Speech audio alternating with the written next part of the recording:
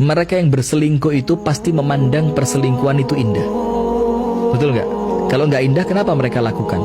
Karena perempuan yang haram untuk Anda itu perempuan yang oleh syaitan dihiasi luar biasa, maka seakan-akan perempuan itu begitu indah.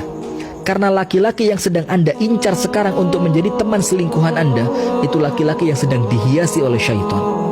Akan tetapi ingat, indahnya pintu perselingkuhan itu adalah seakan-akan pintunya saja yang indah, tapi setelah Anda buka, Anda akan terjatuh kepada kehancuran dan kehinaan.